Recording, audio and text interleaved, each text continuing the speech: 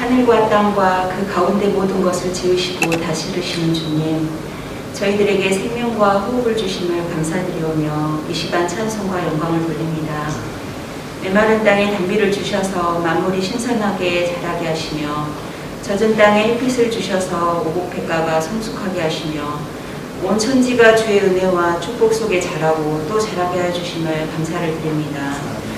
긍휼이 풍성하신 주님, 이 시간도 지난 한 주간 동안 아쉬웠던 경건한 삶을 회복하게 하시고 주님의 자녀로 인격이 갖추어지게 하시며 맡은 일을 성실히 이행하고 책임을 다하여 이 여름을 알차게 살아갈 수 있는 인격과 믿음을 주시옵소서.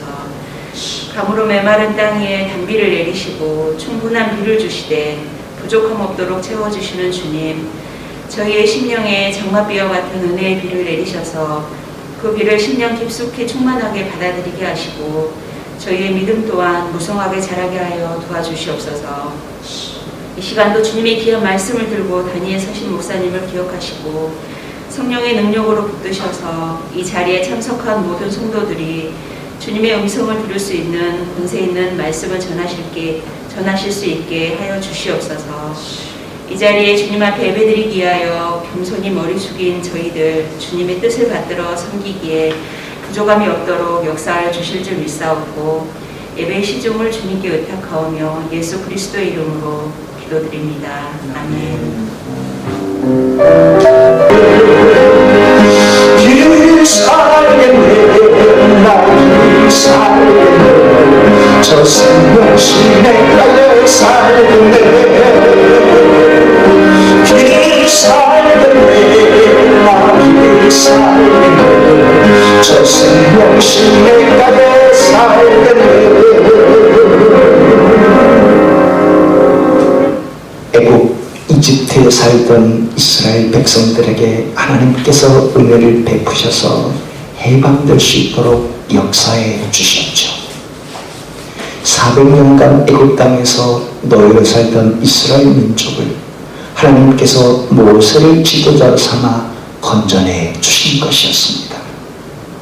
그리고 홍해 폭 32km의 홍해를 하나님이 마른 땅처럼 갈라주시고 통과시켜 주셨습니다. 그 이스라엘 백성들이 수루 협곡을 지나 마라의 쓴물에 당도했을 때는 나무를 던져 그 물을 단물로 변화시켜 주셨죠. 그리고 출국한 지 한 달 보름이 되었을 때 그들이 신광야에 당도하게 되었습니다. 그때 그들은 먹을 게 없다고, 애국 땅에서는 차라리 먹을 것이 많았는데 이 광야에는 먹을 게 하나도 없다고 모세를 향해 하나님 향해 불평과 원망을 터뜨렸죠. 그때 하나님께서 원망과 불평으로 가득한 이스라엘 백성들에게 어떻게 하셨습니까? 빈 하늘에서 저녁에는 메추라기를 공급해 주셨고 아침에 이슬이 사라지고 나면 만나를 내려주셔서 하루하루 한 끼 한 끼를 해결해 나갈 수 있도록 하나님께서 은총을 베풀어 주셨죠. 광야에서 처음 먹어본 만나라. 이것이 무엇이냐? 히브리어로 만 하고 그들이 말할 때 모세가 출애굽기 16장 15절에 이렇게 밝혀 주었습니다. 이것은 여호와께서 너희에게 주어 먹게 하신 양식이니라 하고 말이죠. 하나님께서는 가시같이 희고 낯은 꿀 썩은 화적처럼 그 만나를 하루하루 매일매일 엿새 동안에 온 가족이 풍성하게 먹을 수 있도록 내려주셨던 것입니다. 안식일이 되었을 때는 너희들은 그 만나를 거두러 밖에 나가지 말아라. 안식일은 쉬도록 해라. 그 전날에 안식일까지 마음껏 먹을 수 있도록, 안식일에는 삶아든지 구워든지 먹을 수 있도록 풍족하게 일용할 양식을 공급해 주셨죠. 안식일이 아닌 다음 날에 더 차리기 위해서, 더 쌓아놓기 위해서 거둬들이면 그들이 다 품패하여 벌레가 들끓게 하시는 하나님이셨습니다. 그만큼 하나님께서는 광야를 살아가는 이스라엘 백성들에게 매일매일의 일용할 양식을 공급해 주셨던 것이죠. 대체 왜 하나님께서 광야 40년을 살아가는 이스라엘 백성들에게 매일매일의 일용할 양식을 공급해 주셨던 것일까요? 그들이 먹고 살아갈 수 있게 하신 분이 하나님 아버지이심을, 그들의 인생의 주관자가 하나님 아버지이심을 그들이 알도록 하기 위함이셨습니다. 더욱이 그들은 육적인 양식만을 채우는 그런 민족이 아니라, 그런 백성이 아니라 하나님의 말씀대로 살아가는 백성임을 일깨워주기 위함이셨습니다. 내 하나님 여호와께서 이 40년 동안에 내게 광야길을 걷게 하신 것을 기억하라. 이는 너를 낮추시며 너를 시험하사 내 마음이 어떠한지 그 명령을 지키는지 지키지 않는지 알려 하시니라. 너를 낮추시며 너를 줄이게 하시며 또 너도 알지 못하여 내 조상들도 알지 못하던 만나를 내게 먹이신 것은 사람이 떡으로만 사는 것이 아니라 여호와의 입에서 나오는 모든 말씀으로 사는 줄을 내게 알게 하려 하심이니라. 신명기 8장 2절 이하의 말씀입니다. 하나님께서 그들에게 일용할 양식을 주신 것은 너희 인생의 주관자가 여호와 하나님이심을 깨달아 알도록 하기 위함이셨습니다. 너희들이 광야 40년을 헤쳐나갈 때 그 가나안 땅에 들기까지 너희의 기능도, 너희의 목숨도, 너희의 팔과 다리도, 살아갈 수 있는 여력도 다 하나님이 주신 것임을 잊지 말라고 말이죠. 그러니까 하나님께서 말씀하신 말씀에 순종하여 사는 하나님의 백성이 되도록 일깨워 주신 말씀이셨죠.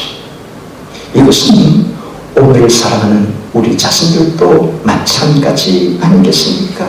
우리는 애국과 같은 이 세상에서 건져내 주셔서 하나님의 백성, 하나님의 자녀로 삼아 주셨습니다. 그러니 내가 힘있고 능력이 있어서 내가 살아가는 것 같지만 내 생명에 호흡을 주시고 천국으로 부르시는 그날까지 광야 인생을 살게 하신 그 주권이 하나님 아버지께 달려있다는 것이죠. 그것을 잊지 말도록 매일매일 일용할 양식을 공급해 주시는 아버지라는 사실입니다. 내 힘과 내 능력으로 벌어먹고 살아가는데, 그러나 그게 아니라 그 힘과 능력과 지혜와 지식을 하나님 아버지께서 주신 것임을, 너 인생의 주권이 하나님께 달려있음을 잊지 말라는 것입니다. 그래서 우리는 밥을 먹을 때나 음식을 먹을 때 인생의 주관자이신 하나님 아버지께 감사의 기도를 드리는 것 아니겠습니까? 그 하나님을 기억하며 하나님을 가까이 하며 살도록 영적인 양식인 말씀도 매일매일 가까이 하며 살도록 하시는 것이죠. 그런데 그 이스라엘 백성들이 광야 40년을 마치고 가나안 땅에 들어갔을 때는요,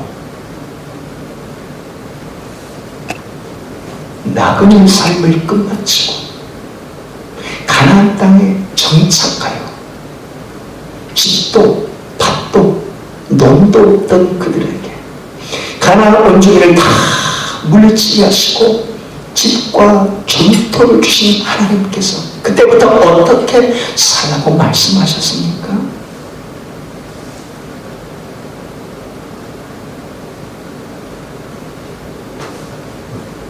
이를테면 전주에 있던 제자 한 명이 공부를 열심히 하고 미국에 유학을 갔는데 그 낯선 환경에서 열심히 이주민처럼 나그네처럼 살다가 영주권이 나오고 정착민이 되어 살아갈 때, 그때는 하나님께서 어떻게 살아가시는 것인가? 그와 똑같지 않겠습니까? 하나님께서 신명기 14장 25절에 이렇게 말씀하고 신명기 26장 12절에 이렇게 말씀합니다. 너는 마땅히 내년 토지소산의 11조를 드릴 것이며 11조 내기를 마친 후에 그것을 레인과 객과 과와 과부에게 주어 내 서급 안에서 먹고 배부르게 하라. 하나님께서는 정답이 없는 이스라엘 백성들, 광야의 나그네 살던 그 삶을 마치고 가나안 땅에 들어가 집이 있고 정답이 있어 풍족하게 살아가는 그들에게 말씀하는 것이죠.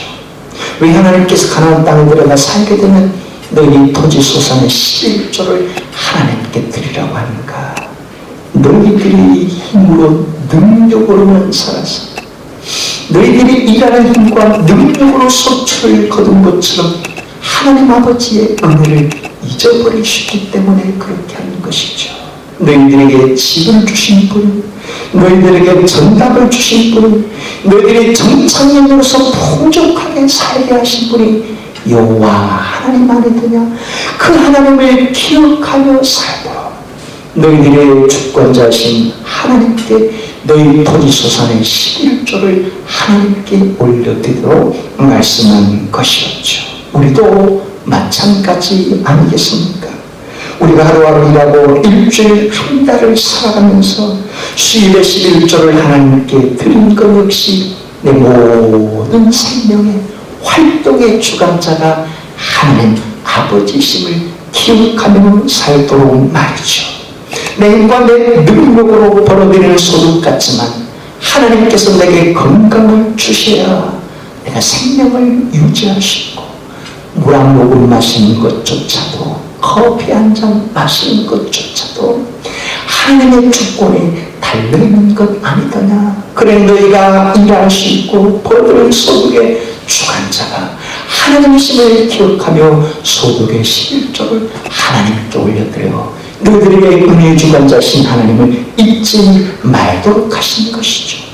자유교회에 속한 권속들이 모두가 11조를 하나님께 드린다면 목회자 과정의 생활은 물론이고 과와 과부와 나그네와 같은 이들을 향해 구제와 성교비를 하는데 충분히 감당할 수 있겠죠. 그런데 하나님께서 토지소산의 11조만 드리도록 말씀하는 게 아니라 또 하나 실천할 명령을 말씀하십니다. 너희들이 가나안 땅에 들어가게 되게 되면 전답에 모퉁이 싹은 다 베지 말아라 하는 말씀이죠. 레위기 13장 22절 말씀입니다. 너희 땅에 공물을 뺄 때 반 모퉁이까지 다 베지 말며 떨어진 것을 죽지 말고 그것을 가난한 자와 거룩인을 위하여 남겨두라. 나는 너희 하나님 여호와이니라. 왜 하나님께서 당신의 자녀들에게 모퉁이 이삭은 베지 말라고 말씀하는 것입니까? 광야 시절에는 하루 한 끼보다 불려 온 가족이 먹을 수 일용할 양식을 하나님께서 공급해 주야 그들이 살아갔지만 가나안 땅에서는 정답이 있게 얼마든지 풍족한 삶을 살 수 있는데 너희들이 더 많은 것을 쌓아채려놓을 것이 아니라 너희들과 함께 살아가는 과와 과부와 나그네 이주 노동자들을 위해 여호와의 것을 베풀며 살도록 말씀한 것이죠. 하루하루만 나오는 주나기를 공급받던 광야의 시절이 끝났고 이제는 가나안 땅에 정착하고 편하고 안전하고 풍족한 삶을 살 수 있다면 너희들이 여분의 것을 모퉁이 여분의 것을 나그네를 위해서 너희들과 더불어 사는 이주 노동자들을 위해서 가난한 자들을 위해서 베풀며 살도록 하라고 말씀하는 것이죠. 그것이 함께 공존하며 살아가는 하나님 백성의 자녀다운 모습을 보는 것입니다. 너희들이 애국 땅에 살 때는 세상의 방식, 세상의 약육 방식에 의존하여 살 때는 없는 자는 다 가난하고 비참하게 살 수밖에 없고 있는 자는 다 누리며 살아가지만 너희들은 내 자녀들이 아니더냐. 내가 너희들에게 생명을 정답을 베풀어준 하나님 아버지는 나는 온 민족이 객과 고아와 나그네와 이주민들이 함께 더불어 사는 것을 나 여호와가 원하기 때문이라 라고 말씀한 것이었죠. 왜 이와 같은 말씀을 드리는 것이겠습니까? 하나님의 자녀라면 하나님이 원하시는 말씀의 방식을 쫓아 살기를 하나님이 원하시기 때문이죠. 하나님의 자녀라면 애굽의 방식을 쫓는 자들이 아니라 하나님의 참된 삶의 방식을 구별되게 살기를 원하시기 때문에 말이죠. 40년 방랑자의 삶, 40년 나그네의 삶을 청산하고 이제는 평안하고 안전히 거주할 집과 풍족하게 살아갈 정답이 있어서 아늑하게 살 수 있다면 그 주권자신 하나님을 잊지 말도록, 그리고 너희들과 더불어 살아가는 객과 고아와 과부를 향해 이주노동자들을 향해 베푸는 삶을 잊지 말고 말씀하는 것이죠. 그것이 죄의 방식, 마귀의 방식을 쫓아 사는 삶이 아니라 영성의 방식, 하나님 자녀의 방식대로 살아가는 삶이기 때문이죠. 그것이 하나님의 나라를 이루는 길이요 하늘의 뜻을 이 땅에 이루며 사는 길이기 때문에 말이죠. 오늘 본문을 통해 주님께서 우리에게 말씀하시고자 하시는 메시지가 바로 이것입니다. 할렐루야, 축복합니다.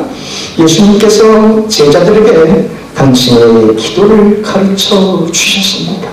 무엇보다도 제자들의 요청이 있었기 때문이고, 그때까지도 제자들이 세상 이방인의 종교인들처럼 엉뚱한 기도를 하고 있었기 때문에 보다 성숙한 기도를 할 수 있도록 주님의 기도를 일깨워 주신 것이었죠.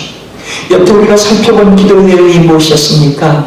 하늘에 계신 우리 아버지여, 저 하늘에 특정 공간 안에만 갇혀 계신 하나님이 아니라 하늘 위에 계신 하나님 아버지여, 모든 시간과 공간을 초월해 내 삶에 함께 현존하시는 아버지여, 아버지 이름이 거룩히 여김을 받으시옵소서. 아버지 이름이 아버지의 역사와 행위를 통해 하나님 스스로 영광 받으시고 하나님 아버지의 자녀들의 삶을 통해 하나님의 이름이 거룩히 여김 받으시되 남을 배려하고 남을 존중하며 살아가는 이 삶을 통해 하나님의 이름이 거룩히 여김 받으시옵소서. 아버지의 나라가 임하시옵소서. 하나님의 나라가 이 땅에 우리의 삶을 통해 응답되고 이루어지게 하셔서 이 세상은 가치없고 쓸모없는 다 사라져버릴 세상이 아니라 새로운 변화된 모습으로 하나님이 원하시는 나라를 한 걸음 한 걸음 일구어 나갈 수 있도록 주님 저희들에게 은혜를 베풀어 주시옵소서 하는 기도의 내용이었죠. 이상의 기도는 하나님을 주권자로 모시고 기도를 드려야 하지 않겠느냐. 너희들이 여태껏 너희들을 중심에 두고 너희들이 원하는 것만 간구하고 통보하고 끝내버렸다면 이제는 성숙한 기도자답게 하나님의 주권을 너희 심령의 삶에 모시고 살아가야 하지 않겠냐 하는 뜻이었죠. 오늘도 살펴볼 본문 11절이 나왔는데 다시 한번 같이 읽겠습니다. 아멘. 오늘 우리에게 일용할 양식을 주시옵고, 왜 예수님께서 제자들에게 기도를 가르쳐 주시는데 일용할 양식을 구하라 하고 그 기도를 가르쳐 주셨겠습니까?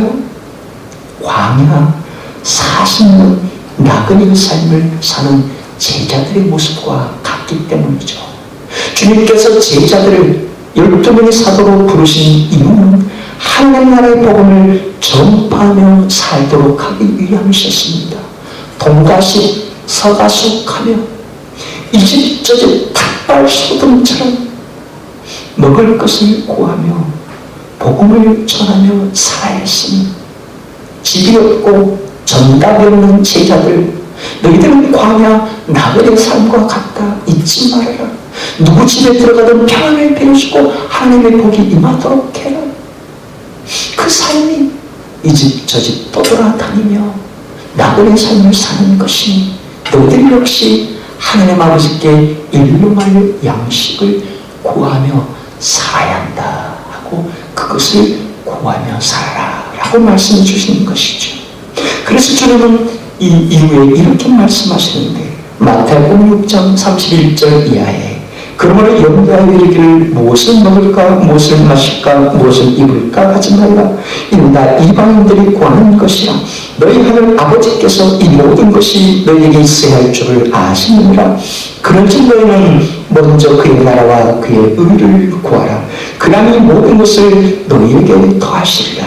그러면 내일 일을 위하여 염려하지 말라. 내일 일은 내일이 염려할 것이요 내일 일은 너희의 내일을 주관하신 하나님이 염려할 것이요 한날의 괴로움은 그날로 족하니라. 너희들이 하나님 나라의 복음을 전하며 집도 전답도 없이 떠돌이 나그네의 삶을 살아갈 때 그런 삶이 고달플 수 있을 것이야. 그러나 너희들이 하나님 나라의 복음을 위해 살아갈 때 하나님이 먹이시고 입히신 것을 기억하며 살도록 해라. 너희들의 주권이 하나님 아버지에게 달려있으니 무엇을 먹을까 무엇을 마실까 무엇을 입을까 염려하지 말고 하나님의 주권을 받들며 하나님 나라의 복음을 위해 참된 나그네로 살아가라. 전답이나 주머니나 뭘 채우기 위해 살지 말고 주님이 주신 그대로 성실하게 주의 나라를 받들며 살도록 해라. 그리하면 먼저 그의 나라와 그의 의를 구하면 하나님이 너희들의 먹을 것, 입을 것을 공급해 주실 터이니 말이다 라고 말씀한 것이었죠. 그 하나님께서 광야 나그네 인생길에 사는 이스라엘 백성들을 만나와 매출하기로 일용할 양식을 공급해 주신 것처럼 너희들의 주관자가 하나님 아버지심을 제자들에게 기억하며 살도록 주님이 말씀하시는 것이죠. 너희들이 그렇게 하나님 나라를 받들며 이 집 저 집 전도하며 하나님의 복음을 전할 때 하나님께서 사람들을 통해 공급해 주시지 않겠느냐. 마치 엘리야가 하나님의 복음을 전하며 기진 맺진에 쓰러져 있을 때 하나님께서 까마귀를 통해 먹을 것을 공급하신 것처럼 말이죠. 예전에 제가 서울에서 목회할 때도 그랬습니다. 그때 무화과 얻은 적금을 다 깨뜨려서 그 교회에 건축금을 다 드렸죠. 그 후에 개척을 하면서 은행에 돈을 빌려서 상가 임대를 계약을 했는데 그 돈은 지금도 조금씩 이제 얼마 안 남아 갚아가고 있습니다. 그때 참 힘들었죠. 아는 사람 한 명도 없어서 가족끼리 개척을 했는데 너무나 힘들어서 한때 내가 택시 운전이라도 하며 살아가야 되지 않겠는가, 이렇게 해서 가족을 경제적으로 책임져야 하지 않겠는가 한때 그런 생각을 했습니다. 잠실에 교통회관에 가서 택시면허 시험을 보려고 책을 다 봤습니다. 법규는 외우면 되겠는데 서울의 중심이 대교를 중심으로 강북과 강남으로 나눠진 바 대교를 알 수가 없고 어디에 무슨 대교가 있는지 그 대교 지나서 무슨 건물인지 지리와 건물은 하나도 모르는 것이었죠. 외우도 외우지 않는 것이었습니다. 그리고는 잠실에 간 교통회관에 가서 시험을 보는데 왼발을 대각선 쪽에 한 사람이 제 문제와 똑같았습니다. 그리고 그분이 술술 잘 풀어나가는 거예요. 그럼 마치 나를 내 것을 보고 아십시오 하는 듯한, 그분하고 말도 섞지 않은데 다 보여주는 것이었죠. 건물 지리는 다 그분 것을 보고 다 체크해 나가는데 2개 차이로 합격을 하게 되었습니다. 그리고는 면허증을 발급받기 위해 3번째 단계 다 교육을 마치고 마천동